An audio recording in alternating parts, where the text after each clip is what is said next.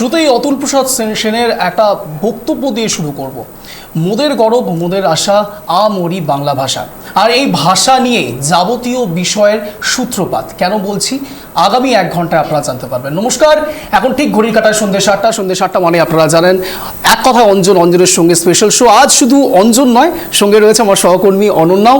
আজ যে বিষয় নিয়ে ডিসকাশন আমাদের মধ্যে হবে সেই ডিসকাশনের মূল বিষয় আপনারা পেছনের স্ক্রিনেই দেখতে পাচ্ছেন। মূলত অনন্যা, বাংলাদেশ নিয়ে যখন শুধুমাত্র বাংলাদেশের রাজ্য রাজনীতি নয় ভারতেও এর প্রভাব পড়ছে, তখন বাংলাদেশের কারেন্ট সিনারিওটা জানাটা অত্যন্ত দরকারি, তাই তো? একেবারে রাজ্য রাজনীতি, ব্যবসা বাণিজ্য থেকে শুরু করে পড়ুয়াদের পড়াশোনা সবকিছুতেই কিন্তু প্রভাব ফেলছে বাংলাদেশের এই বিক্ষোভ পরিস্থিতি। আর ঠিক এই জায়গা থেকেই যখন শুধুমাত্র বাংলাদেশ থেকে শুরু করে ভারতের ছাত্রছাত্রীরা যারা রয়েছে, যাদের মধ্যে এই লড়াইটা চলছে, বিশেষ করে লীগ এবং ছাত্র, এই দুইয়ের মধ্যে যখন লড়াই একেবারে সম্মুখ সমরে, আর ঠিক সেই সময়কালীন অবস্থাতে ভারতবর্ষে যে এফেক্ট, আর সেই যাবতীয় এফেক্ট এবং বাংলাদেশে ঠিক এই মুহূর্তে কি সিনারিও তৈরি হয়ে আছে, এই যাবতীয় বিষয় নিয়ে আমাদের প্রথম প্রতিবেদন আমরা রাখি, তারপর বিশদ আলোচনায় আসি। একেবারে অগ্নিগর্ভ পরিস্থিতি, সেই ছবিটাই দেখাবো আপনাদের। দেখুন,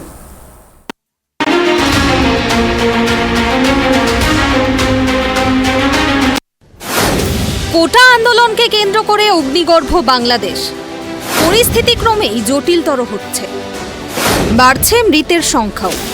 সুপ্রিম কোর্টে কোটা মামলার শুনানি হওয়ার কথা শনিবার। শুক্রবার ছুটির দিন সত্ত্বেও চলে দফায় দফায় সংঘর্ষ।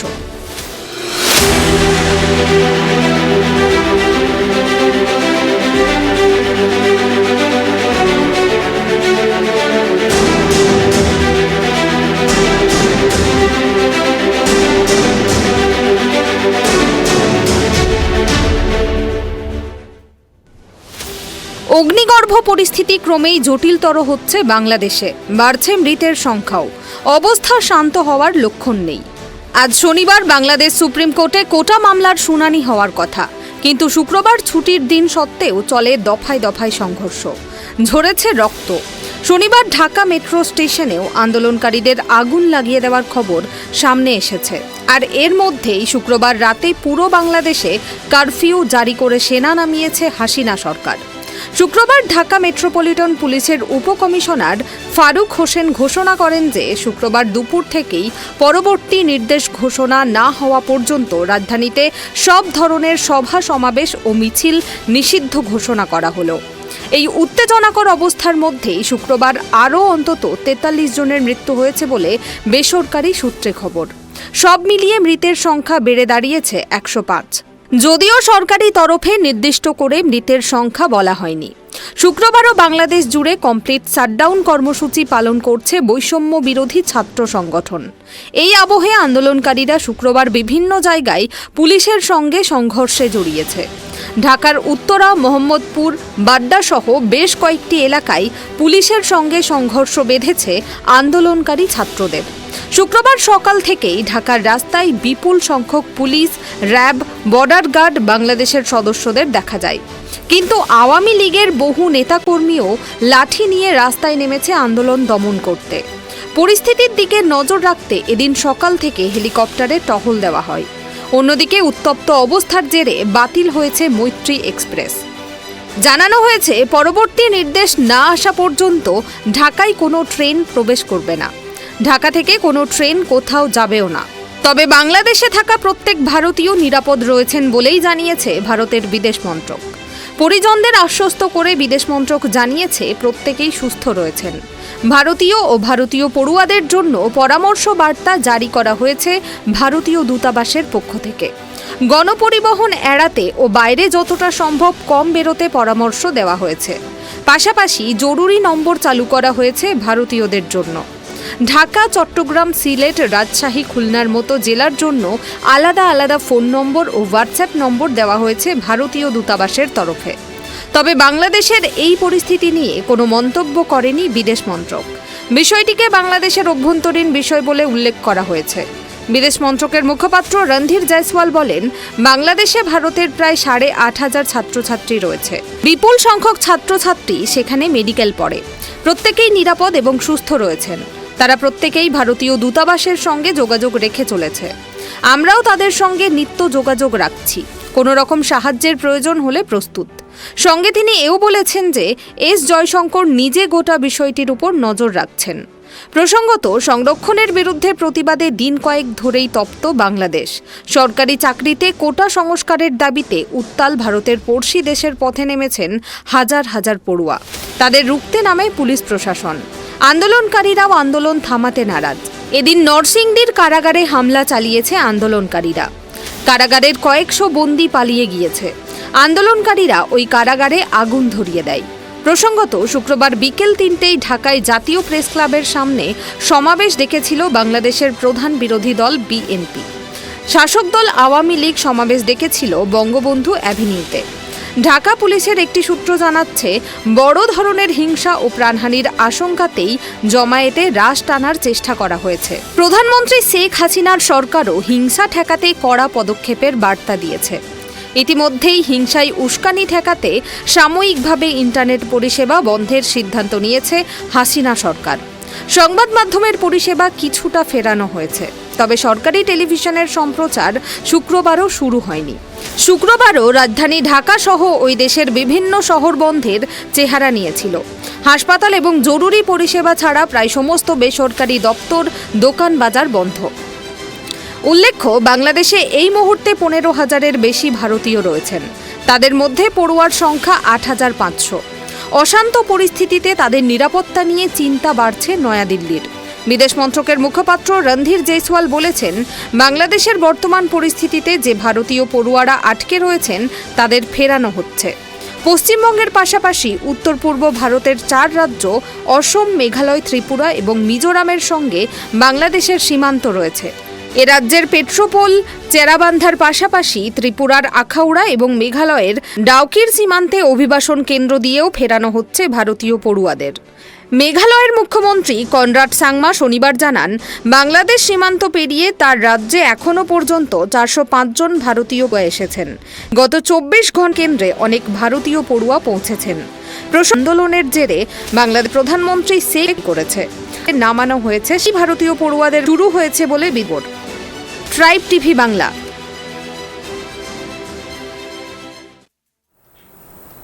বাংলাদেশের চাকরিতে কোটা ব্যবস্থার বদল আর সেই দাবিকে নিয়েই এই অগ্নিগর্ভ পরিস্থিতি, আর যার লড়াই লড়ছে হাজার হাজার ছাত্রছাত্রীরা, আর যার জেরে কিন্তু এদিন সকাল পর্যন্ত 105 জনেরও বেশি মানুষের মৃত্যু হয়েছে, এমনটা কিন্তু এখনো অবধি জানা যাচ্ছে। আর আরো যেটা খবর উঠে আসছে যে একেবারে শুক্রবার রাত থেকেই কারফিউ জারি করা হয়েছে, এতটাই ভয়াবহ পরিস্থিতি। পাশাপাশি বাংলাদেশের সেনাকে রাস্তায় নামানো হয়েছে।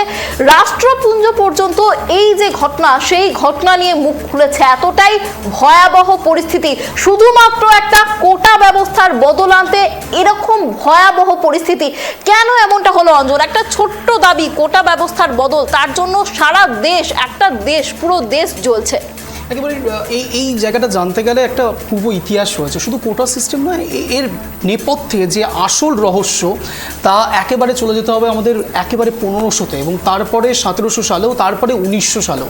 আমি এখন মূলত 1900 সালের বিষয়টা নিয়ে একটু আলোচনা করব। মুক্তিযুদ্ধ, তুমিও জেনে থাকবে, 1972 একেবারে 1972-এর মুক্তিযুদ্ধ। আর ঠিক সেই মুক্তিযুদ্ধ কি কারণে হয়েছিল সবাই সেটা জানে। আমি যদি একটু আরও প্রায়ার হিস্ট্রিতে যদি যাই, তাহলে দেখবে যে 1947 সালের 15ই আগস্ট আমাদের এই দেশ স্বাধীন হয়, এবং তারপরে কিছু অংশ যেটা পাকিস্তানের দিকেও চলে যায়, এবং সেই সময়কালীন অবস্থাতে পূর্ব পাকিস্তান এবং পশ্চিম পাকিস্তান এই বিষয় নিয়ে একটি দ্বৈরথ শুরু হয়। এবং সেই সময়কালীন অবস্থাতে যে ছবিটা এখন ইতিমধ্যে ট্রাইব টিভি বাংলায় দর্শকরা দেখছেন, সেই সময়কার ছবি, মুক্তিযুদ্ধের ছবি। আমি যেই কথাটা দিয়ে শুরু করেছিলাম অনন্যা, অতুল প্রসাদ সেনের সেই বক্তব্য, আমরি বাংলা ভাষা, এই ভাষা থেকেই কিন্তু এত কিছুর প্রোপাগান্ডা শুরু, সব কিছুর সূত্রপাত। মূলত তাদের একটাই দাবি ছিল সেই সময়তে, যে ভাষা, বাংলা ভাষাকে রাষ্ট্রীয় মর্যাদা দেওয়া, রাষ্ট্রীয় সম্মান দেওয়া। সেই সময়তে বাংলাদেশের বিশেষ করে শেখ মুজিবুর রহমান একটা বিশেষ ভূমিকা নিয়েছিলেন এবং বাংলা ভাষাকে রাষ্ট্রীয় সম্মান দেওয়ার জন্য তার যে এই লড়াই এবং পরবর্তীকালে তাদের এই রাষ্ট্রীয় সম্মান দেওয়াকে কেন্দ্র করে সেই সময়তে পাকিস্তানের মুসলিম লীগ থেকে শুরু করে একদম কোট আনকোট বলছি মুসলিম লীগ ট্রাই টিভি বাংলা কাউকে ছোট বা বড় করছে না, কোনো রাজনৈতিক উত্থান পতনের বিষয়ে জাস্ট শুধু বলছে, কিন্তু এটার মধ্যে কোনো রকম কোনো প্রোপাগান্ডা নেই। মূল যে বিষয়গুলো ঘটেছিল সেই সময়তে সেটাই বলা হচ্ছে। এখানে আপনারা যারা দর্শকরা রয়েছেন তারা অবশ্যই ইতিহাস বিবেচনা করে দেখে নেবেন, কিন্তু যা কথা এতদিন ধরে আমরা শুনে এসেছি দেখে এসেছি সেই সময়কালীন অবস্থাতে শেখ মুজিবুর রহমান এক বিশেষ ভূমিকা পালন করেছিল। অন্যরা কি সেই বিশেষ ভূমিকা? তারা রাষ্ট্রীয় সম্মান দেওয়ার চেষ্টা করেছিলেন বাংলা ভাষাকে এবং সেই সময়কালীন অবস্থাতে যে 1972 সালের কথা তুমি বলছো সেই সময়তে 25শে ফেব্রুয়ারি সম্ভবত, যদি আমি 21শে ফেব্রুয়ারি সেই সময়কালীন অবস্থাতে ফাইট হয় তাদের মধ্যে এবং পাকিস্তানে যেসব সৈন্যরা ছিলেন তাদের ওপর রীতিমতো হাবি হয়ে পড়ে এবং তাদের প্রত্যেককে রীতিমতো গণহত্যা করা হয় সেই সময়কালীন এক্স্যাক্টলি। এবং তারপরে 25 তারিখ যে ডেটটা আমি বলতে চাইছিলাম, 25 তারিখ এবং তারপরে 26 তারিখ পুরোপুরি এই ডেটটাকে স্বাধীন বাংলাদেশ ঘোষণা করার কথা বলে শেখ মুজিবুর রহমান বেতার কেন্দ্র থেকে। সেই সময়তে 25 তারিখ অবধি তারা একটি সমবন্টন করবার চেষ্টা করে, সমঝোতায় আসবার চেষ্টা করে, কিন্তু পাকিস্তানের সেনাবাহিনী থেকে শুরু করে সেই সময় মুসলিম লীগ তারা কিন্তু প্রত্যেকে এটার বিরোধী ছিলেন। তাদের মূল দাবি ছিল বাংলাকে কোনোভাবেই তারা রাষ্ট্রীয় সম্মান দেবে না। আর এই পদক্ষেপ থেকেই আজকের এই মুক্তিযুদ্ধর রেশ টেনে এই লড়াই চলছে। এবার তুমি প্রশ্ন করতে পারো কেন এই মুক্তিযুদ্ধ থেকে রেশ আসতে পারে, দর্শকদের মনেও প্রশ্ন আসতে পারে। মূলত সেই মুক্তিযুদ্ধে যেই সব ফ্রিডম ফাইটাররা ছিলেন, যারা এই লড়াইটা লড়েছিলেন, অনেকে হত্যা হতে হয়েছে, কেউ সারভাইভ করেছে এবং তাদের স্বাভাবিকভাবেই একটা উত্তরসূরি তৈরি হয়েছে, তারা পূর্বপুরুষ এবং উত্তরসূরি তৈরি হয়েছে। আর ঠিক সেই জায়গা থেকেই যেই সব মানুষ, যেই সব পরিবারের লোকেরা দিনের পর দিন এই মুক্তিযুদ্ধের সঙ্গে রিলেটেড, যারা এটার সঙ্গে অঙ্গাঙ্গিভাবে যুক্ত, তাদের ক্ষেত্রে সেই সময়তে এই শেখ মুজিবুর রহমান বলেছিলেন যে 30% অন্তত পক্ষে এই মুক্তিযোদ্ধাদের জন্য কোটা সিস্টেম জারি করতে হবে এবং ট্রিবিউট ছিল। এবং সেই সময়কালীন অবস্থাতে যারা দর্শকরা আছেন হয়তো অনেকেই মনে করবেন সেই সময়তে, এবং সত্যি বিষয়টা অত্যন্ত গুরুত্বপূর্ণ, সেই সময়তে কোটা সিস্টেমটা অনেকেই ছিলেন যারা হয়তো ঠিকঠাক পড়াশুনোও জানেন না, কিন্তু শেখ মুজিবুর রহমানের সেই সময়ের এই কোটা সিস্টেম অত্যন্ত গুরুত্বপূর্ণ একটা পদক্ষেপ ছিল পরবর্তী জেনারেশনকে একটা মেসেজ দেওয়ার জন্য যে এনারাও ফ্রিডমের জন্য লড়াই করেছেন। বাংলাদেশের প্রত্যেকটি নাগরিক বৃন্দর কাছে এটা একটা মেসেজ ছিল। পরবর্তীকালে অনেক জল গড়িয়েছে, 1972 থেকে শুরু করে এখন 2024 সাল। আমি যদি খুব লামসাম একটা হিসেব করি অনন্যা, তুমি দেখবে 2024 থেকে 1972 নর্মালি যদি একটা ক্যালকুলেশন করা যায় তাহলে দেখবে অনেকগুলো বছর পেরিয়ে গিয়েছে। স্বাভাবিকভাবেই তাদের অনেকের রিটায়ারমেন্টও হয়ে যাওয়ার কথা, তাই তো? আর ঠিক এই জায়গা থেকেই কিন্তু মানুষের মধ্যে কনফিউশন তৈরি হয়েছে। হ্যাঁ, একেবারে আমি এই জায়গাটা বলতে চাইবো যে যারা মুক্তিযোদ্ধা ছিলেন তারা ভাতা পেয়েছেন, তাদের ছেলেমেয়েরা ভাতা পাচ্ছে, চাকরিও পেয়েছে, এবার তাদের নাতি নাতনিদের জেনারেশন চলে এসেছে, তারাও কেন এখনো এই কোটায় চাকরি পাবে সেটাই কিন্তু প্রশ্ন তুলেছেন বাংলাদেশের সাধারণ নাগরিকরা। ঠিক, একেবারে ঠিক বলেছো অনন্যা। আর ঠিক এই জায়গাতে আমাদের আলোচনা পর্ব চলতে থাকবে। আজকের এই স্পেশাল সেশনে যারা যেই সব দর্শকরা আপনাদের মতামত রাখতে চান এই শোয়ের বিষয়ে, আপনাদের মতামত বাংলাদেশের মুক্তিযুদ্ধ থেকে শুরু করে আপনাদের কোনো পরিবারের কোনো আত্মীয় স্বজন কি বাংলাদেশে আটকে রয়েছে, আপনাদের এই মুহূর্তে রিয়েকশন প্রতিক্রিয়া কি আমরা জানবো, আমরা দুজনেই শুনবো আপনাদের যাবতীয় মতাদর্শ মতামত এই যাবতীয় বিষয় নিয়ে। ফোন কল অ্যাক্টিভ রয়েছে। অনন্যা, তুমি একবার নাম্বারটা বলে দাও। একেবারেই 91471088 এবং এই নাম্বার 8809 এই নাম্বারে আপনারা ফোন করে আপনাদের মতামত, এই বাংলাদেশের বিশৃঙ্খলার যে পরিস্থিতি তৈরি হচ্ছে সেই নিয়ে আপনাদের কি মতামত রয়েছে, ভারতে কি প্রভাব পড়ছে, আপনাদের কোনো আত্মীয় স্বজন ছেলে মেয়ে কেউ যদি বাংলাদেশে আটকে গিয়ে থাকে সেই বিষয়টা আমাদের জানাতে পারেন, আমরা তুলে ধরার চেষ্টা করব আপনাদের কথা। একেবারেই যে কথা আমরা বলছিলাম অনন্যা, দর্শকরা আমাদেরকে ফোন করতে থাকবে, কিন্তু তার সঙ্গে সঙ্গে যে আলোচনাটা আমরা রাখছিলাম সেই সময়তে শেখ মুজিবুর রহমান 30% সংরক্ষণের কথা বলেছিলেন এই কোটা সিস্টেমে, অর্থাৎ যারা মুক্তিযোদ্ধা ছিলেন তাদের পরবর্তী জেনারেশন হোক বা সেই সময়তে যারা ফ্রিডম ফাইট করেছিলেন তাদের জন্য 30% কোটার ব্যবস্থা। কিন্তু তারপর পরবর্তীকালে অনেকগুলো বছর কেটে অনেকগুলো গেছে। বছর, আমি যেটা আর তোমাকে অনেকবার বলছিলাম, কোটা ব্যবস্থা চেঞ্জ হয়েছে, অনেকগুলো পরিবর্তন এসছে। এবং আমি লাস্ট যেটা রিকল করতে পারছি 2018 সালে, অনন্যা 2018 সালে এই বিষয় নিয়ে তারা হাইকোর্ট পর্যন্ত গড়িয়েছিল এবং সেখান থেকে সুপ্রিম কোর্ট পর্যন্ত, অর্থাৎ তাদের বক্তব্য একটা জায়গাতেই ছিল। আমি যদি একটা কোটা সিস্টেমের কথা বলি, আমি পিসিআরকে বলবো কোটা সিস্টেমে এই যাবতীয় ফাউন্ডেশনটা কোন জায়গাতে এসে দাঁড়িয়ে রয়েছে একবার সেটা দেখাতে। মূলত 30% যেই সংরক্ষণের কথা বলা হচ্ছে অনন্যা, সেই 30%-এর সঙ্গে আরও অনেকগুলো বিষয় রয়েছে, জেলা ভিত্তিক এবং যারা আদিবাসী অধ্যুষিত এলাকার মানুষ তাদের এবং নারী প্রত্যেকের ক্ষেত্রে কি নির্দিষ্ট পার্সেন্টেজ সংরক্ষণ রয়েছে। তুমি জেলা জানো ভিত্তিক একটা সংরক্ষণ হচ্ছে। এক্স্যাক্টলি, এবং প্রতিবন্ধীদের জন্য 1% করে রেখেছে। আমি কোটা সিস্টেমটা একবার দেখাবো। দেখুন, সরকারি চাকরিতে 30% সংরক্ষণ পায় অনন্যা, এবং বাংলাদেশের রিজার্ভেশনের ব্যবস্থাটা ঠিক কিরকম আমরা টেক্সট স্পিডে তুলে দেখানোর চেষ্টা করছি। বাংলাদেশের মহিলাদের জন্য 10% সংরক্ষণের বিধান রয়েছে। একেবারে এবং তার সঙ্গে সঙ্গে আরও কিছু রিজার্ভেশন পলিসি রয়েছে। এটি ছাড়াও বিভিন্ন জেলার জন্য 10% সংরক্ষণ নির্ধারণ করা হয়েছে অনন্যা। একেবারে এই 10%, এছাড়াও প্রতিবন্ধীদের জন্য 1% সংরক্ষণ রয়েছে। এক্স্যাক্টলি, এই টোটাল বিষয়টাকে যদি আমরা একটু হিসেব করি তাহলে দেখবে 56% সংরক্ষণ শুধু রয়েছে। এবার আমি বলবো যারা দর্শকরা রয়েছেন তারাও একটা বিষয় ক্যালকুলেশন করুন। ভারতবর্ষে যখন রিসেন্ট ইউপিএসসি এক্সাম হয়েছিল, সেখানে কোটা সিস্টেমকে ঘিরে নানান রকম জল্পনা শুরু হয়েছিল রীতিমতো।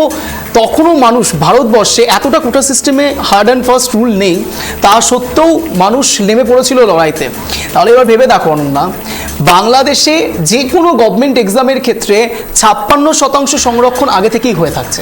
একেবারে 50%-এর বেশি এমনিতেই কোটা ভিত্তিক চাকরি, 44% মেধার জায়গা। এক্স্যাক্টলি, আর এই জায়গাটাতেই কিন্তু তাদের এই লড়াই, এবং লড়াইটা কতটা সত্যি কতটা মিথ্যে আমরা এটা বলতে পারি না, কিন্তু দর্শকরা ঠিকই বুঝে নেবে বিষয়টি ঠিক কোন জায়গাতে এসে দাঁড়িয়েছিল। তার কারণ 44% যে রিজার্ভেশন, সেই রিজার্ভেশনের মধ্যে শুধু জেনারেলাইজ ওয়েতে যারা সত্যি মেরিটের ভিত্তিতে এক্সাম দিচ্ছেন তাদের লড়াইটা সেই 44%-এর। এবার প্রশ্ন সব থেকে বড় যেটা উঠবে যে জিডিপি গ্রোথের কথা বারবার সব দেশে বলা হয় অনন্যা। তুমি যদি দেখো এই মুহূর্তে দাঁড়িয়ে বাংলাদেশে জিডিপি হচ্ছে 46,020। এবার প্রশ্ন আসতে পারে কেন আমি হঠাৎ করে জিডিপি নিয়ে কথা বলতে শুরু করলাম। জিডিপির উপর বেস করে প্রত্যেকটি দেশের কতটা আয় হয় কতটা ব্যয় হয় এগুলো অত্যন্ত নির্ভর করে। বিশেষ করে সবাই আমরা জানি যে বাংলাদেশ কৃষিভিত্তিক এলাকা বা কৃষিভিত্তিক একটি দেশ, এবং সেই জায়গাতে দাঁড়িয়ে ম্যাক্সিমাম সংখ্যক মানুষ, বেশিরভাগ সংখ্যক মানুষ কিন্তু তারা কৃষি প্রধানভাবেই চলাফেরা করে এবং তাদের সব কৃষিকাজ করছেন বেশিরভাগ মানুষ। এবং সেখানকার লোকেরা প্রাইভেট ফান্ডে কাজের খুব কম সুযোগ পান। তার কারণ তুমি খুব ভালো করে জানবে বাংলাদেশে কাজের কর্মসংস্থানের দিক থেকে প্রাইভেট ফান্ডের দিক থেকে অনেকটাই কিন্তু তারা পিছিয়ে পড়েছে। বিশেষ করে তাদেরকে অনেকাংশেই ভারতের ওপরেও কিন্তু ভরসা করতে হয়। আর তোমাকে আরো একটা কথা বলবো যে এই মুহূর্তে বাংলাদেশের যে সমস্ত ছেলেমেয়েরা রয়েছে তাদের মধ্যে একটা টেন্ডেন্সি দেখা যায় আমরা বাইরে পড়তে যাব, বাইরে কাজ করব, দেশের মধ্যে তাদের কোনো কিছু করার চিন্তা ভাবনাই নেই। আর তার মূল কারণ কিন্তু এই জিডিপি, এমনটাই কিন্তু বিশেষজ্ঞ মহলের দাবি। এক্স্যাক্টলি, একদম তুমি ঠিক বলছো, বিশেষজ্ঞ মহলের দাবি। আমি যেটা একেবারে শুরু করছিলাম জিডিপি গ্রোথটা নিয়ে, মূলত এই যে কৃষি প্রধান দেশ এবং জিডিপির সঙ্গে এতটা অঙ্গাঙ্গিভাবে যুক্ত, সেখানে যদি জব না থাকে, প্রাইভেট ফান্ডে চাকরি নেই, কৃষি প্রধান দেশ, সবাই তো কৃষিকাজ করবে না। কেউ তো নিশ্চয়ই একটু ভ্যালুয়েবল বা স্যাটিসফ্যাকশন আসবে, কোনো একটা জায়গাতে স্থিতিশীলতা থাকবে। এই যাবতীয় বিষয়গুলো যখন গুরুত্ব দিয়ে কোনো ছাত্ররা দেখছেন, তারা কিন্তু মনে করছেন যে সরকারি চাকরিটাই তাদের কাছে বেস্ট অপরচুনিটি। অনন্যা, এইখান থেকেই সব থেকে বড় সমস্যার। আর এই সেই সরকারি চাকরিতেই এতটা সংরক্ষণ, মাত্র 44% মেধার জায়গা। একেবারে 44% সংরক্ষণ রয়েছে শুধুমাত্র সাধারণ যারা মেরিট দিয়ে চাকরিটা পাবে। এবার তুমি ভেবে দেখো, যদি সাধারণ মানুষ যদি একটা এক্সামের ক্ষেত্রে 1000টা ভ্যাকেন্সি থাকে, সেখানে 56% আগেই কাট আউট হয়ে যাচ্ছে, অর্থাৎ 560 জন আগে থেকেই কোটা ভিত্তিক চাকরি পেয়ে যাচ্ছে, আর বাকি থাকছে 440 জন। সেই 440 জন চাকরি পাচ্ছে, তাও সেখানে লড়াই চলছে। মূলত আমরা দেখেছি আমাদের ভারতবর্ষেও বিশেষ করে বিভিন্ন রাজ্যে যখন কোনো জবের ভ্যাকেন্সি ছাড়া হয়, সেখানে কোটা সিস্টেম না থাকা সত্ত্বেও একদম মিনিমাম পার্সেন্টেজ হয়তো কোটা সিস্টেম রয়েছে, এবং সেই কোটা পার্সেন্টেজ থাকা সত্ত্বেও মানুষের মধ্যে কতটা বিভ্রান্তিকর পরিস্থিতি সৃষ্টি হয়। অনেকের মধ্যে হয়তো দেখবে যে চায়ের ঠেকে বসে অনেক রকম কথাও বলেন তারা। বাংলাদেশে 56% কোটা অনন্যা। তোমার আচ্ছা, আরো একটা বিষয় আমি এখানে মনে করে দিতে চাইবো অঞ্জন, একবার কিন্তু এই যে সাধারণ মানুষের দাবি মেনে পুরো কোটা সিস্টেমটা তুলে দেওয়া হলো 2018 সাল 2018 সাল, তারপরের বিষয়টা কি হলো, আবার কেন ফিরিয়ে আনা হলো এই কোটা? একেবারে খুব ভালো প্রশ্ন। 2018 সালে অনন্যা যখন এই যাবতীয় বিষয় নিয়ে লড়াই চলছে তাদের মধ্যে, সেই সময়তে ছাত্রলীগ বিশেষ করে এই শেখ হাসিনা যিনি রয়েছেন, যিনি প্রধানমন্ত্রী রয়েছেন, এই জায়গাতেই কিন্তু তাদের মূল জায়গাটা একটা সমঝোতার জায়গাতে আনার চেষ্টা করেছিলেন প্রধানমন্ত্রী। এবং সেই সময়তে তারা বলছিলেন, যারা ছাত্র ছিলেন তারা বলছিলেন যে এই 30% সংরক্ষণ উঠিয়ে দেওয়া হোক, এই যাবতীয় সংরক্ষণ যেন না থাকে। তাদের মূল দাবি একটা জায়গাতেই ছিল যে মুক্তিযোদ্ধা যারা রয়েছেন তারা চাকরি পেয়েছেন এক সময়, তাদেরকে তারা অনার করেন, তাদেরকে তারা সম্মান করেন, কিন্তু মুক্তিযোদ্ধার পরবর্তী জেনারেশন তো সেই বিষয়টার সঙ্গে একেবারেই ওয়াকিবহলও নয় এবং বিষয়টার সঙ্গে কোনোভাবে অঙ্গাঙ্গিভাবে যুক্তও নয়। তাহলে তারা কেন এই রিজার্ভেশন সিস্টেমের যাবতীয় সুফল পাবে? তাদের মূল প্রশ্ন কিন্তু এই জায়গাটা, ছেলে মেয়েদের জেনারেশন পেরিয়ে গিয়ে এখন নাতি নাতনিদের জেনারেশনেও সেই ফ্যাসিলিটি পাচ্ছে। একদম একদম। এবং এই জায়গাতে দাঁড়িয়ে উনি জানবে, কিছুদিন আগে সম্প্রতি শেখ হাসিনা একটি বক্তব্য পেশ করেন, সেখানে রাজাকার নামের একজনের নাম ব্যবহার করেন শেখ হাসিনা। মূলত এই রাজাকারকে, এটাও একটা জানতে হবে, এটাও একটা ইতিহাস রয়েছে। মূলত মুক্তিযুদ্ধের সেই আমরি বাংলা ভাষা, সেই ওই সময়তে মুক্তিযুদ্ধের সময়তে বিশেষ করে শেখ মুজিবুর রহমান এবং এই রাজাকার দুটো ভাগে বিভক্ত থাকে। এবং এই রাজাকার সেই সময়তে যারা মুক্তিযুদ্ধের সঙ্গে অঙ্গাঙ্গিভাবে যুক্ত, যেসব নেতারা লিড করছেন বা লড়াই করছেন, তাদের মধ্যে থেকে অনেক মহিলা ছিল। একটা রূঢ় সত্য অনন্যা, সেই সময়তে মহিলাদেরকে ধর্ষণ থেকে শুরু করে যাবতীয় বিষয়ের সঙ্গে এই রাজাকার যুক্ত ছিলেন। স্বাভাবিকভাবেই শেখ হাসিনা কিছুদিন আগেই তিনি বক্তব্যতে পেশ করেন এরকম যে যদি মুক্তিযোদ্ধাদের রিজার্ভেশন না দেওয়া হয় তাহলে কি রাজাকারদের দেওয়া হবে? একেবারে অন্দর। আর এখন এই মুহূর্তে যারা আন্দোলন করছেন তাদেরকে কিন্তু কার্যত রাজাকার বলে দাগিয়ে দেওয়া হচ্ছে। এক্স্যাক্টলি। আর এখান থেকে কিন্তু তাদের আরো বেশি সমস্যার সৃষ্টি হয়েছিল এবং ছাত্রদের মধ্যে মূল দাবি একটা জায়গাতেই ছিল, সেটা হলো রাজাকার। তাদেরকে রাজাকার বলে দাগিয়ে দেওয়া হচ্ছে। অর্থাৎ সরকারের যে লড়াইটা শুধুমাত্র একটু সংরক্ষণের জায়গাতে ছিল, সেটা কিন্তু এখন সরকার বনাম প্রজা হয়ে গিয়েছে। অর্থাৎ রাজা বনাম প্রজার লড়াই চলছে, যেটা এর আগেও মুক্তিযুদ্ধের সময়কালীন অবস্থাতেও হয়েছিল, তখন পাকিস্তানের সঙ্গে হয়েছিল, আর এখন পুরোপুরি বাংলাদেশ একটি স্বাধীন দেশ এবং সেই স্বাধীন দেশে প্রজা বনাম রাজার লড়াই আমরা সবাই দেখতে পাচ্ছি। আমরা একটা ছোট্ট সুমারি সবাইকে জানিয়ে রাখবো, একটি ডেট অত্যন্ত ইম্পর্ট্যান্ট। 15ই জুলাই সন্ধ্যে 7:15। 15ই জুলাই সন্ধ্যে 7:15। এই টাইমিংটা অত্যন্ত ইম্পর্ট্যান্ট। তার কারণ এই সময়তে বিশেষ করে ছাত্রলীগরা একেবারে যখন ছাত্ররা লড়াই করছে, তাদের কোটার সংরক্ষণের এগেনস্টে তারা লড়াই করছেন, সেই সময়কালীন অবস্থাতে অনেকেই বিধ্বস্ত হয়, আহত হয়। তারা হাসপাতালে ভর্তিরত অবস্থাতেই এই 15ই জুলাই ঠিক সন্ধ্যে 7:15। আমরা এখন যখন শো করছি তখন 7:22 বাজে। 15 তারিখ ঠিক এই সময়তে 7 মিনিট আগে বীভৎস আকার ধারণ করে হাসপাতালে। শুধুমাত্র আহতদের মারা হয়েছে এমনটা নয়, যারা সেবা করছিলেন তাদেরকেও মারা হয়েছিল। এবং তদ্রূপ সেই আগুন সমস্ত বাংলাদেশে কিন্তু দাউ দাউ করে এখনও জ্বলছে। 15 তারিখ থেকে শুরু করে আজকের ডেট যদি আমি দেখি তাহলে একেবারে 20 তারিখ, 5 দিন ব্যাপী চলছে। একেবারে এই 5 দিন ধরে এই যে ব্যাপারটা চলেছিল সেটার তারও একটা যথেষ্ট প্রভাব রয়েছে। কিন্তু বারবার আমরা যখন ইতিহাস আলোচনা করতে যাচ্ছি, ঘুরে ফিরে ছাত্রলীগের বিষয়টা উঠে আসছে। তাদের ভূমিকাটা ঠিক কি সেটা যদি একটু খুব ভালো প্রশ্ন এটাও। তার কারণ ছাত্রলীগের বিষয় যদি জানতে হয়, আবারও সেই ঘুরে ফিরে আমাদের মুক্তিযুদ্ধে চলে যেতে হবে। সেই সময়তেও আমি যেটা বললাম, মুসলিম লীগ খুব যদি স্মৃতি বিভ্রাট না করে 1955 সাল, সেই সময়তে এই মুসলিম লীগ শব্দটা পুরোপুরি পরিবর্তন হয়ে ছাত্রলীগে কনভার্ট হয় 1955। আর সেই সময়কালীন অবস্থাতে এই ছাত্রলীগ পুরোপুরি সেই সময়তে যখন পূর্ব পাকিস্তান পশ্চিম পাকিস্তান আলাদা আলাদা ভাগ হয়নি, সেই সময়কালীন অবস্থাতে এই মুসলিম লীগ এই রাষ্ট্রীয় সম্মানের জন্য যারা লড়াই করছিলেন তাদের এগেনস্টে খেলছিলেন, তাদের এগেনস্টে লড়াই করেছিলেন। তারাই পরবর্তীকালে ছাত্রলীগে কনভার্ট হচ্ছেন এবং এই ছাত্রলীগ এখন পুরোপুরি সরকারকে সমর্থন করছেন এবং সরকারের সমর্থনের সঙ্গে তারা বলছেন যে মুক্তিযুদ্ধ যারা করেছেন তাদের জন্য সংরক্ষণ থাকতে হবে। অর্থাৎ বলতে পারো যে 180 ডিগ্রি অ্যাঙ্গেল তারা ঘুরে গিয়েছেন এবং কোনো এক জায়গাতে গোটা সরকার যখন এই যাবতীয় বিষয়টিকে লড়াই করবার চেষ্টা করছেন, তখন ছাত্রলীগ নিজের হাতে দায়িত্ব তুলে নিয়েছেন। ছাত্রদের এগেনস্টে তারা রীতিমতো বিদ্রোহ ঘোষণা করে দিয়েছেন, যেখানে সেন্ট্রাল ফোর্স রয়েছে। একেবারে ছাত্রলীগ আর ছাত্রদের জন্য নেই, একেবারে তারা সরকার পক্ষের হয়ে কথা বলছে। এক্স্যাক্টলি। আবারও বলবো, আরো একটা বিষয় আমরা যেটা দেখছি যে ছাত্রছাত্রীরা মূলত এই আন্দোলন করছে, তাদের কোনো সংগঠন নেই, তাদের কোনো লীগ নেই, মূলত সাধারণ মানুষ, সাধারণ ছাত্রছাত্রী, সাধারণ পড়ুয়ারা এই আন্দোলন করছে। এবং যেটা জানা যাচ্ছে যে 105 জন যে আজকের ডেট পর্যন্ত মারা গিয়েছে বলে তথ্য রয়েছে, সেই 105 জনের মধ্যেই বেশিরভাগ জন কিন্তু পড়ুয়া, সাধারণ মানুষের মধ্যে বেশিরভাগ জন পড়ুয়া। আর সেখানে কিন্তু রাষ্ট্রপুঞ্জ প্রশ্ন তুলছে যে এই ছাত্রছাত্রীদের উপর, আন্দোলনকারী ছাত্রছাত্রীদের উপর কেন গুলি চালানো হলো। একেবারে তুমি খুব ভালো কথা বলেছো। তুমি দেখবে যে কোনো ফাউন্ডেশন যখন স্টার্ট হয় তখন কিন্তু শিক্ষা থেকে শুরু হয়। বলা হয় শিক্ষা জাতির মেরুদণ্ড। যদি শিক্ষা সঠিকভাবে সার্কুলেট না হয়, শিক্ষার মধ্যে যদি ঘুম ধরতে শুরু করে, তাহলে কিন্তু যে কোনো রাষ্ট্রই বলো, যে কোনো দেশ বলো, যে কোনো ছোট জেলা বলো, রাজ্য বলো, যেখানেই বলো, সমস্যার সৃষ্টি হবেই। তার কারণ একটা নির্দিষ্ট সময়ের পরে যখন তারা শিক্ষা সঠিকভাবে পাবে না, তারা চাকরিমুখী হতে পারবে না, তার কারণ তাদের কাছে সেই শিক্ষাটা নেই। এবার সেই শিক্ষাকালীন অবস্থাতে যদি কোনো ছাত্রছাত্রী সঠিক এডুকেশন সিস্টেম না পায়, সঠিকভাবে পড়াশুনো না করতে পারে, এবং তারা যদি বিভ্রান্ত হয়ে পড়ে, ডিপ্রেশনের সম্মুখীন হয়, যে একটা সময়ের পরে 30% বা সর্বমোট যদি আমি দেখি তাহলে 56% রিজার্ভেশন আগে থেকেই কেটে রয়েছে, তাহলে তাদের মধ্যে কী রিপারকেশন তৈরি হবে? তার কারণ তারা তো পড়াশুনো করছে, তাদের তো মূল দাবি চাকরি করা, সমাজে নিজেদের মান উন্নয়ন করা, নিজেদেরকে একটি জায়গায় তৈরি করা, এবং তার মা বাবার চোখে বিশেষ করে আমরা প্রত্যেকেই কারো না কারো সন্তান, এবং আমরা প্রত্যেকেই চাই যে মা বাবার যেন সম্মান আরও একটু উঁচু দরে আমরা নিয়ে যেতে পারি। আর ঠিক সেই জায়গাতেই কিন্তু ছাত্রছাত্রীরাও তাদের লড়াইটা লড়ছে একেবারে। আর এই ক্ষোভের আগুন কিন্তু একেবারে ধিক ধিক করে বহু বছর ধরে জ্বলছিল। এবং তুমি যেটা বলছিলে 2018 সালে কোটা ব্যবস্থাটাকে নির্মূল করা হয়েছিল, কিন্তু তারপর আবার হাইকোর্ট, সুপ্রিম কোর্ট হয়ে আবার এই কোটা ব্যবস্থা ফিরে আসে।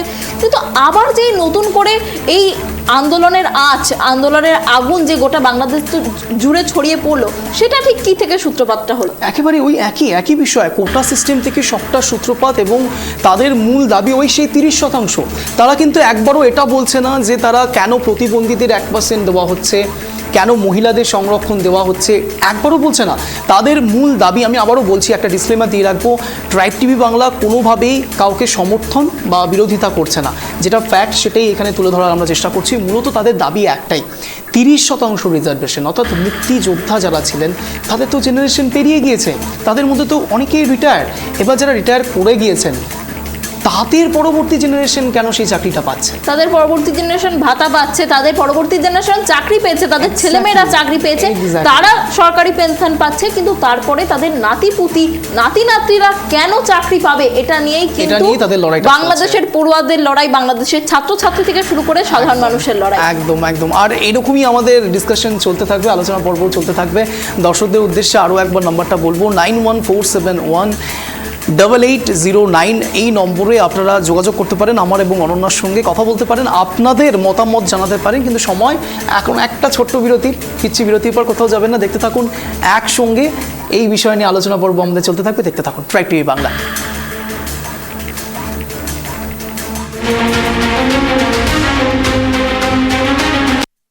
ফিরলাম বিরতির পর, আমাদের আলোচনা পর্ব চলছে অগ্নিগর্ভ বাংলাদেশ। আমার সঙ্গে রয়েছে আমার সহকর্মী অনন্যা।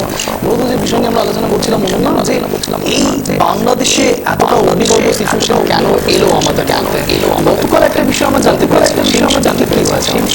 দেখো, তোমাকে বলে রাখো, বাংলার ভাগ হচ্ছে কিন্তু বাঙালি কিন্তু ভাগ হয়, কিন্তু দেখেছিলাম যে বিশ্ব থেকে যখন ভারত থেকে গিয়েছিল, তখন বাংলাদেশে একটা ছোট ছবি দেখা গেছে, কিন্তু ভারতের বিষয়টা একেবারেই আলাদা। বাংলাদেশের এই যে পরিস্থিতি তৈরি হচ্ছে, তার ফলে কিন্তু প্রত্যেকটা ভারতীয় মন কিন্তু কাঁপছে, এবং ভারত কিন্তু সমান সমবেদনা নিয়ে বাংলাদেশের পাশে রয়েছে, এই বার্তাই কিন্তু বারবার করে দিচ্ছে ভারত।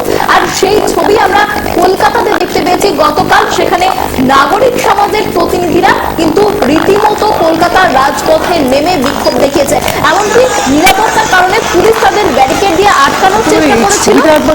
হ্যাঁ, একেবারেই নাগরিক সমাজের প্রতিনিধিরা রাস্তায় নেমেছিল এই কোটা বিরোধী আন্দোলন নিয়ে, আর সেখানে কলকাতা পুলিশ নিরাপত্তাজনিত কারণে কিন্তু তাদের আটকানোর চেষ্টা করছিল, কিন্তু তারা কার্যত ব্যারিকেড ভেঙে এগোনোর চেষ্টা করে। তোমাকে যে ছবিটা দেখতে পাচ্ছি একেবারে অনন্য, এই ছবি একমাত্র তুমি যেটা দিয়ে শুরু করলে, যে বাংলা ভাষা এবং বাঙালি, বাংলা ভাগ হয়েছে, বাঙালি ভাগ হয়েছে, কিন্তু বাঙালি ভাগ হয়নি। একদমই তাই, সেই ছবিটা আমরা দেখতে পাচ্ছি। আর এখানে শেষ নয়, ওখানে আন্দোলন দমানো যায়নি, রীতিমতো 5 থেকে 7 জনকে গ্রেপ্তার করে ভ্যানে করে তুলে নিয়ে যাওয়া হয়েছে এই আন্দোলন দমানোর জন্য। আর তারা একাডেমির সামনে জমায়েত করেছিল এবং তারপর এটা বাংলাদেশ যে দূতাবাস রয়েছে সেখানে যাওয়ার উদ্দেশ্য ছিল, কিন্তু তার আগেই পুলিশ নিরাপত্তার কারণে এই যে আন্দোলন সেই আন্দোলন কিন্তু দমিয়ে দেয়।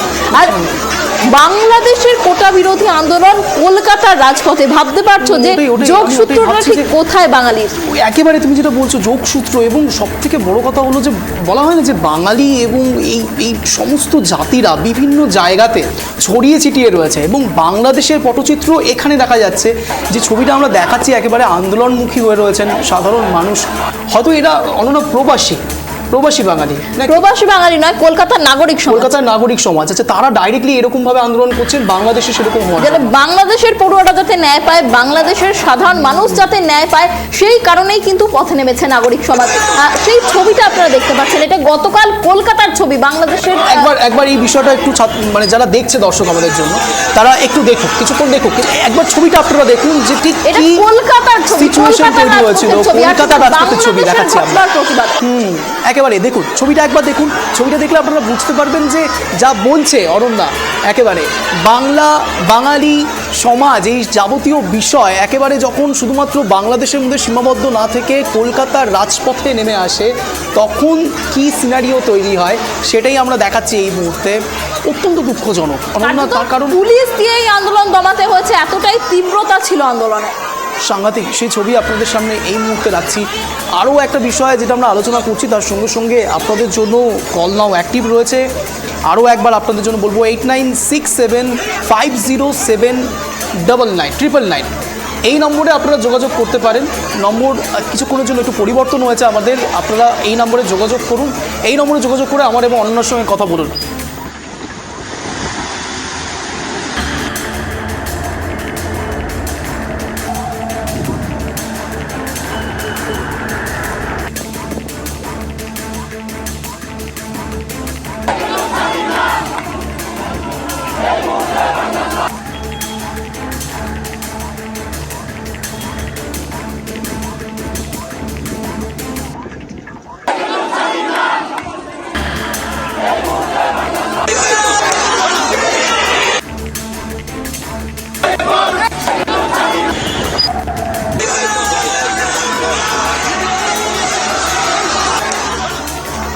একেবারে কলকাতার রাজপথের যে ছবিটা, সেই ছবিটা আপনাদের দেখালাম, বাংলাদেশের কোটা বিরোধী আন্দোলনের প্রতিবাদ কলকাতার রাজপথে। অঞ্জন, আরও একটা বিষয় জানিয়ে রাখি, ভারতের কিন্তু বিপুল সংখ্যক পড়ুয়া, তারা কিন্তু বাংলাদেশে রয়েছে। 4000 পড়ুয়া ভারতের যারা বাংলাদেশে পড়াশোনা করে, এবং তাদের মধ্যে কিন্তু 978 জনকে ইতিমধ্যেই ভারতে ফিরিয়ে আনা হচ্ছে এই পরিস্থিতির কথা বিবেচনা করে। আর এখন এই মুহূর্তে যারা বাংলাদেশে ছাত্রছাত্রীরা রয়ে গিয়েছেন, তাদের সঙ্গে ভারতীয় দূতাবাসের তরফে যোগাযোগ রাখা হচ্ছে, এবং বাংলাদেশের যে সমস্ত দূতাবাসগুলি রয়েছে, সিলেট, খুলনার যে সমস্ত দূতাবাসগুলি রয়েছে, তারা কিন্তু তাদের ভারতীয় যে সমস্ত স্টুডেন্টস রয়েছে তাদের দেখভাল করছে, এবং তাদের সমস্ত খবরাখবর ভারতীয় দূতাবাসের সাথে শেয়ার করছে। এবং আজ সকালেও 700রও বেশি পড়ুয়া ভারতে এসে পৌঁছেছে, এবং তাদের সকলকে সুস্থভাবে ফিরিয়ে আনার ব্যবস্থা করা হচ্ছে। কারণ এখন যে গোটা বাংলাদেশের যে পরিস্থিতি, তাতে যে ভারতীয় পড়ুয়ারা সেখানে কতটা সেফ বা কতটা ভালোভাবে সার্ভাইভ করতে পারবে, সেই বিষয়টা নিয়ে কিন্তু একটা বড়সড় প্রশ্ন চিহ্ন দেখা দিয়েছে। একেবারে অনন্যা, ঠিক এই জায়গাতে বাংলাদেশে আটক বহু ভারতীয় ছাত্রছাত্রী যে কথা বলছিল আমার সহকর্মী অনন্যা, আর সেই বিষয়টি আপনাদেরকে টেক্সপেরিতে দেখানোর চেষ্টা করছি। একবার দেখুন, ভালো করে বিষয়গুলো বোঝার চেষ্টা করুন। মেঘালয়ে দকি চেকপোস্ট দিয়ে 405 জন ভারতীয় পড়ুয়া এদেশে ফিরছেন। শুক্রবার 13 জন নেপালিও ভারতে এসেছেন বাংলাদেশ থেকে। বিষয়টা অত্যন্ত গম্ভীর, তার কারণ এখন এমতো অবস্থায় বাংলাদেশ একেবারে দগ্ধ। বাংলাদেশ থেকে ঘরে ফিরেছেন 978 ভারতীয় পড়ুয়া। আর ঠিক এই বিষয়ে অনন্যা একবার শুনে নিই ছাত্রছাত্রীরা ঠিক কি বলেছে এই বিষয় নিয়ে যারা ফিরে আসছেন। দেখুন। बांग्लादेश गोपालगंज। सिचुएशन क्या है बांग्लादेश का? सिचुएशन हम जिस जगह पे वहाँ पे तो ठीक ही है, लेकिन दूसरे जगह पे जहाँ पे मेन यूनिवर्सिटी में जहाँ पे क्लासेस हो रहा है, प्रोटेस्ट हो रहा है, वहाँ पे सिचुएशन अच्छा नहीं है। हमारे यूनिवर्सिटी के एरिया में तो सब नॉर्मल ही है, लेकिन फिर भी हमें रिस्क लगा तो हम आ गए। लेकिन और फिर कल रात से कर्फ्यू भी हो गया, तो इंटरनेट अभी नहीं चालू है यहाँ पर? नहीं, थर्सडे नाइट से शायद बंद हुआ था, उसके बाद कोई कांटेक्ट नहीं है, कुछ नहीं है, तो पता नहीं अभी क्या चल रहा है। डर क्या लग रहा था वहाँ पर जो हुआ? हमारे एरिया तो सेफ ही था, इतना डर नहीं था। यूनिवर्सिटी अथॉरिटीज़ भी साथ दे रहे थे और हम लोग को रहने के लिए भी वो लोग सेफ्टी प्रोवाइड करेंगे बोले थे, लेकिन हमको लगा कि पता नहीं सिचुएशन आउट ऑफ कंट्रोल हो गया तो हम वहीं पे मतलब स्टॉक हो जाएंगे, इसीलिए हम लोग कल रात को आ गए। आने के बाद कोई दिक्कत हुआ आने में?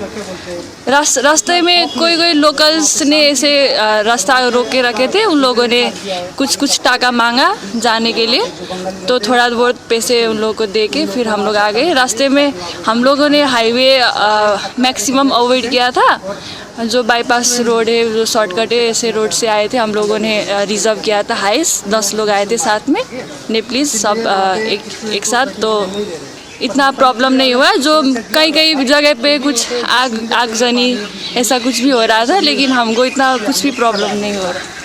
आपका नाम क्या है? अस्मिता कार्की, किस पेपर कौन सा सब्जेक्ट है उसका? Veterinary medicine. घर कहाँ पर? नेपाल, काठमाडौँ। আমি ওখানে পড়াশোনা ফার্মেসি পড়াশোনা করতে জন্য গেছিলাম। কেমন সিচুয়েশন দেখছেন? মানে এখানে সিচুয়েশন তো একটু খারাপ আছে, আর বন্ধ করে দিছে, এরকম একটা অবস্থা। কতটা আতঙ্কে ছিল এই? ভয় তো ছিল, বাইরে যাইতে একটু মানে ভয় তো ছিল, আর আমি তো ফরেনার, তো বাইরে যাওয়ার জন্য তো নিষেধ করে দিয়েছিল ওখানে।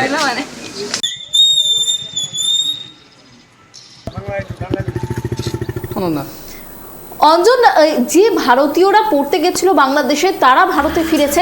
আমরা একেবারে শুরু থেকে যে বিষয়টা আলোচনা করছিলাম, বাংলাদেশের ঠিক কি পরিস্থিতি রয়েছে এবং বাংলাদেশে ঠিক কতটা অসহায় হয়ে গিয়েছেন মানুষজন এবং ভারতীয় ছাত্রছাত্রীরা তারা কি অবস্থায় রয়েছে সেই বিষয়টা আলোচনা করছিলাম। কিন্তু দেখো, একটা কথা বারবার আমরা বলছিলাম যে বাংলা ভাগ হয়েছে, বাঙালি ভাগ হয়নি। বাংলাদেশের যে ঘটনার আঁচ, সেই আঁচ কিন্তু কার্যত কলকাতা এবং ভারতের মাটিতে। বাণিজ্য এবং নিরাপত্তা, এই দুটো বিষয়ে ভারতের ক্ষেত্রে কিন্তু খুব সংকটের মুখে পড়ে গিয়েছে, কারণ বাংলাদেশের এই বিক্ষোভ পরিস্থিতি। তার কারণটা আমি যদি তোমায় একটু বুঝিয়ে বলি, যে বিজেপি সেনা রয়েছে, যারা আসলে বাংলাদেশের সীমান্তে যে সমস্ত, বাংলাদেশ এবং ভারতের সীমান্তে যে সমস্ত সেনারা ছিল, তাদের দেশে বিক্ষোভের কারণে দেশের বিভিন্ন জায়গায় তাদের অশান্তি নিয়ন্ত্রণের জন্য মোতায়েন করা হচ্ছে। সেক্ষেত্রে বর্ডারের যে সমস্ত সেনা, সেই সেনা কমে যাচ্ছে, অর্থাৎ বিজেপি সেনা যে রয়েছে তারা কমে যাচ্ছে, এবং সেক্ষেত্রে কিন্তু একটা অনুপ্রবেশের আশঙ্কা দেখা দিয়েছে। এবং যে বিষয়টা, যে বাংলাদেশ থেকে বহু মানুষ কিন্তু এই যে উত্তপ্ত পরিস্থিতি, সেই উত্তপ্ত পরিস্থিতি থেকে পালিয়ে বাঁচতে ভারতে চলে আসছে। এবার তাদের মধ্যে যাদের ভিসা রয়েছে তো তাদের ঠিক আছে। আমার ঠিক এই জায়গাতে অনন্যা একদম পূর্ব ইতিহাস আবারও মনে পড়ে যাচ্ছে, দেশভাগের ক্ষেত্রে। হ্যাঁ, আর এই যে যারা ভারতে চলে আসছে, অনুপ্রবেশ যেটা আছে সেটা রুখতে আমাদের দেশে কিন্তু বিএসএফ এর পরিমাণ অনেকটা বাড়ানো হচ্ছে সীমান্তে। তার কারণ যে ভারতের যে নিরাপত্তা সেটা যাতে অটুট থাকে, কারণ যাদের ভিসা রয়েছে তাদের একটা পরিচয় সেগুলো যাচাই করা রয়েছে, কিন্তু অনুপ্রবেশ যাতে আটকানো যায় সেই বিষয়টাতে কিন্তু ভারত সরকার বিশেষ করে নজর দিচ্ছে। আরও একটা বিষয়, নিরাপত্তা আর বাণিজ্য, দুটো বিষয় আমি তোমায় বলছিলাম।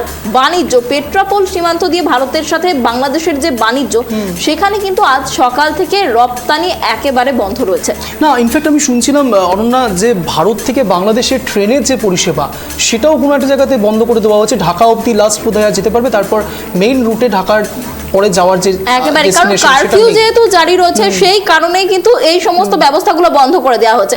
আর পেট্রাপোল সীমান্তে আজ সকাল থেকে রপ্তানি বন্ধ করে দেওয়া হচ্ছে, কারণ ইন্টারনেট পরিষেবা পুরোপুরি বন্ধ।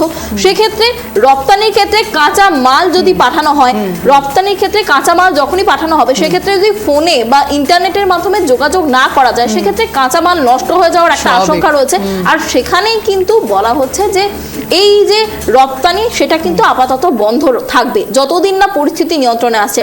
আর আমদানি, অর্থাৎ বাংলাদেশ থেকে যে সমস্ত জিনিস ভারতে আসছে সেই সমস্ত জিনিসও কিন্তু খুব ধীর গতিতে আমদানি হচ্ছে, কারণ তুমি বুঝতেই পারছো, যদি একটা জায়গার যোগাযোগ ব্যবস্থা একেবারে কাট করে দেওয়া হয়, সেক্ষেত্রে আমদানি রপ্তানির ক্ষেত্রে কিন্তু একটা বড় প্রভাব পড়ছে। পাশাপাশি পেট্রাপোল সীমান্তে বাংলাদেশ থেকে যে সমস্ত জিনিসপত্র আসতো, যে সমস্ত মানুষজন আসতো, সেই মানুষজন তারা যাতায়াতের জন্য একটা যানবাহনের ব্যবস্থা ছিল, আচ্ছা। সেই যানবাহনে যারা চালাতেন তাদের একটা ব্যবসার ক্ষেত্রে বড়সড় ক্ষতির মুখে পড়তে হচ্ছে ভারতীয় ব্যবসায়ীদের বাংলাদেশের এই বিক্ষোভের কারণে। একেবারে অনন্যা, নিরাপত্তা ঠিক এবং এই- ব্যবসা দুটো জায়গায় কিন্তু ক্ষতিগ্রস্ত হচ্ছে। একেবারে যে তুমি বলছিলে নিরাপত্তা এবং ব্যবসা বাণিজ্য এবং এই যাবতীয় বিষয় কিন্তু নির্ভর করে সংখ্যার ওপর, জনসংখ্যার ওপর কোনো একটা জায়গাতে ভীষণ গুরুত্বপূর্ণ। তুমি শুনলে অবাক হবে, বাংলাদেশে সাধারণ মানুষের টোটাল সংখ্যা হচ্ছে 17 কোটি, এবং সেখানে যে মুক্তিযোদ্ধা নিয়ে আমরা এতক্ষণ ধরে আলোচনা করছি সেই মুক্তিযোদ্ধার সংখ্যা কত বলো তো? 2.5 লক্ষ। এবং এখান থেকে আরও বেশি কমপ্লিকেশনের স্টার্ট, এবং একেবারে শেষ লগ্নে চলে এসেছে এই বিষয় নিয়ে আলোচনা, তারপর আমরা অন্য আলোচনাতেও আসবো। কিন্তু এই আলোচনার শেষে এসে আপনাদের জানিয়ে রাখবো, সংবিধান জানা অত্যন্ত গুরুত্বপূর্ণ। বাংলাদেশের সংবিধানে আর্টিকেল নাম্বার 19, 28 এবং 29, 19, 28 এবং 29-এ বারবার করে যে কথা বলা হয়েছিল সমবন্টন, অর্থাৎ সবার সমান সুযোগ এবং ধর্মের ভিত্তিতে কোনো রকম ডিসক্রিমিনেশন না করা, সঙ্গে সঙ্গে সবার যেন সবার সমান সুযোগটা পায়, সেই জন্যই তাদের জন্য এই আর্টিকেল তৈরি করা। কিন্তু আজ যে পর্যায়ে এসে দাঁড়িয়েছে বাংলাদেশের এই গণ আন্দোলন বলা যেতে পারে ছাত্রদের, সেই আন্দোলন কোন দিকে মোড় নেয় আমাদেরও নজর থাকবে অনন্যা। কিন্তু